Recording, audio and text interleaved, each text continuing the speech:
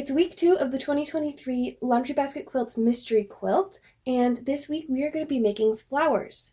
And since this is a garden-inspired quilt, we're probably going to be making many more, so I'm excited to get started today with our first flowers.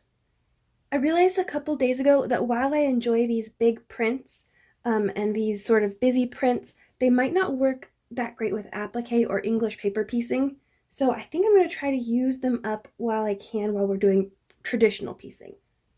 Actually, there is the possibility that some of these might look good fussy cut for English paper piecing or for the applique, but I'm not so sure. And of course, this being a mystery quilt, we can't really know until we get to that point. We can't really make any educated guesses. So like I said, I'm going to try to use up some of those big prints, and I'm going to start with this one here for the center of the flower because I kind of like having this hint of yellowy brown in the center of the flowers. So this is the size that I'm going to have to cut. And I'm not going to bother to do any fussy cutting, and I'm going to probably lose that deer head, and I'm just going to live with it. So I make these little templates sometimes just to get an idea of what I might get if I cut into one of these bigger fabrics. It's not really necessary for the blenders and the basics, but for these big motifs, I like to see what's going to happen. Other than that, I'm not too sure what colors I want to use for the main color of my flowers. I'm thinking maybe use up this busy print here. And I made another cutout for the main petals. I think I'd probably cut them this way. I mean, it's not the best, but I have to use it somewhere, right? This might look better. Actually, I'm liking this sort of orchid purple. Actually, what would you call this? Would you call this an orchid purple? That looks nice. I also want to start using this ombre. I think I'm leaning towards this stripe, definitely. Well, let's see. How does this look with the center? Yeah, I don't mind that. And then I was also thinking I wanted a darker, so maybe this sort of mulberry color for this big print here. It definitely fit that big motif in. So I am undecided as of yet. I think I'm going to just pick one colorway to work on for this video and then finish everything up later this evening after dinner.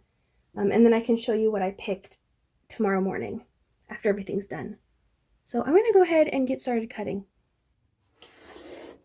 I also want to mention a couple people commented on my week 1 video and said they couldn't download the pattern on the Laundry Basket Quilts blog. So I'm going to do a quick walkthrough on how to download the pattern at the end of this video. Because remember, this is a limited time free pattern. I just want to make sure that everyone knows how to download the pattern before it is removed from the blog.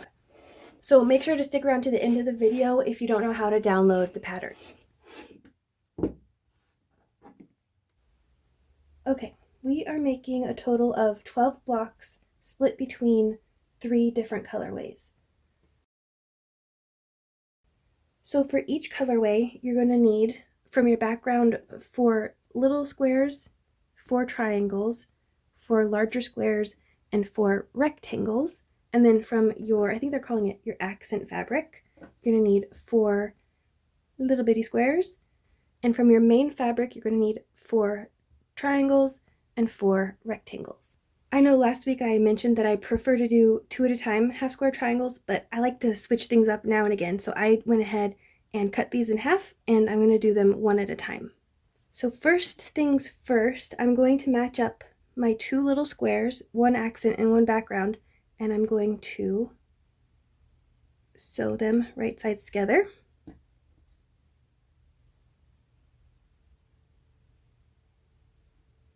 Then I'm going to match up my triangles.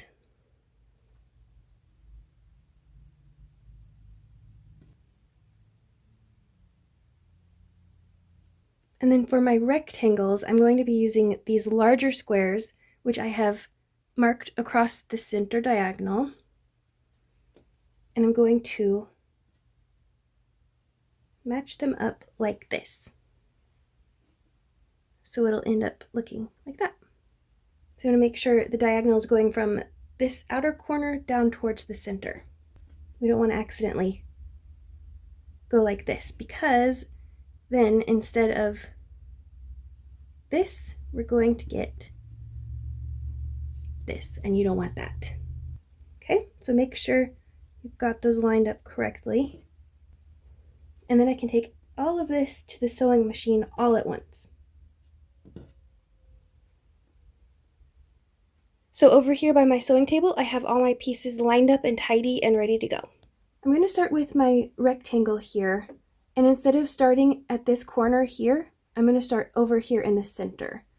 And the reason I do this is because my machine is prone to sucking sharp points into the mechanisms down here. So in order to avoid that, I start in the middle. And just like last time, I'm going to sew just to the right of this line.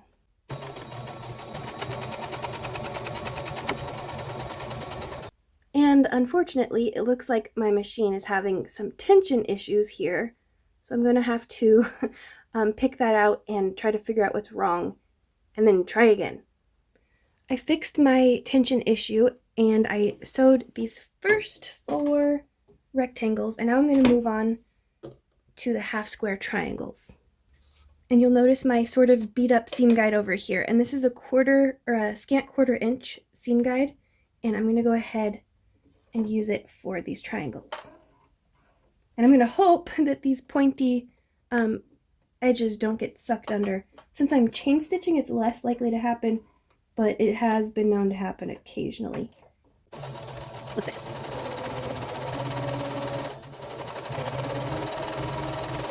I'm a little worried. I think my machine's making a weird noise. There's like a weird high-pitched hissing noise. Now for my little squares, I'm actually going to bump my needle over 2 places, and then my scant quarter inch is going to become just a regular quarter inch.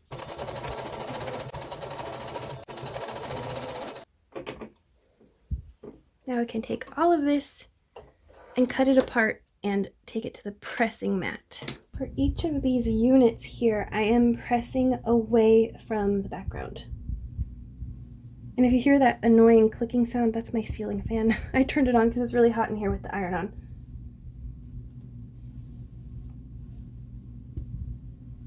And I'm definitely going to have to square up my half square triangles because I cut them a little big today. And my rectangles. Oh, I just realized I didn't make that other line so I could get the bonus half square triangles. I think I'm gonna go ahead and cut these now and then set the cut pieces aside and sew them together later. But then after that, I'm going to press away from the background, just like that. With everything pressed and squared up, there's just one more step that I have to do before I can put the block together.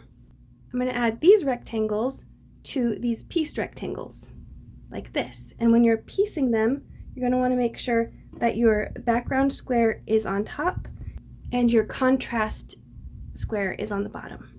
So I'll just match them up like that and take them to my sewing machine.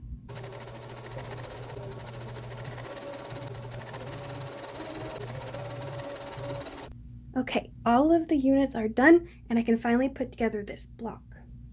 So first things first, this corner unit and the half square triangle unit will come together like this. Then I'll press towards the half square triangle, and after that's pressed, I add this bottom rectangle. And as you can see, the flowers coming together right before our eyes. I'm going to do this last bit of sewing off camera, and then I'm going to skip ahead and show you all of my finished blocks. Before I reveal my finished blocks, let's do a quick run through on how to download these patterns.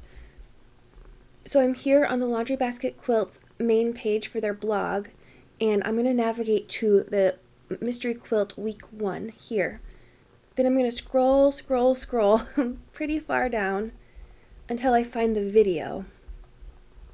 Okay, so here's the video, And if you reach the other color options here, you've gone too far, and you'll find this link right here. Click here to download the PDF copy.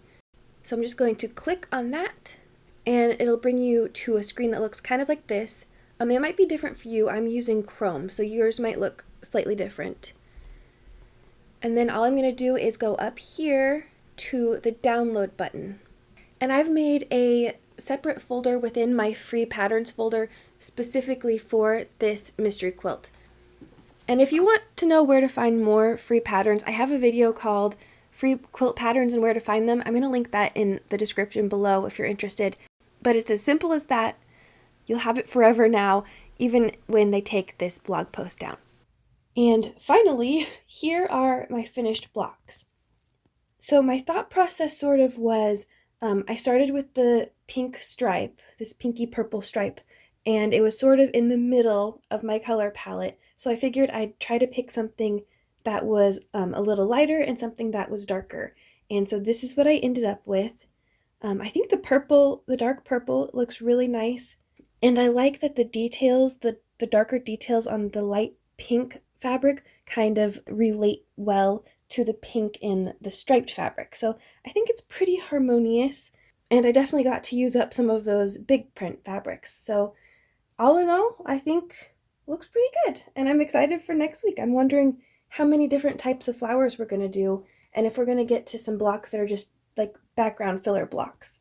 And I know this is a mystery quilt, and part of the fun of a mystery quilt is sort of guessing what's going to happen next. And I kind of am thinking right now that maybe we're going to be setting our blocks on point. So that should be fun to find out. And these blocks have just been so much fun so far. I'm really enjoying this one, and I can't wait for next week. If you enjoyed this video, don't forget to like, comment, and subscribe, and I'll see you again real soon.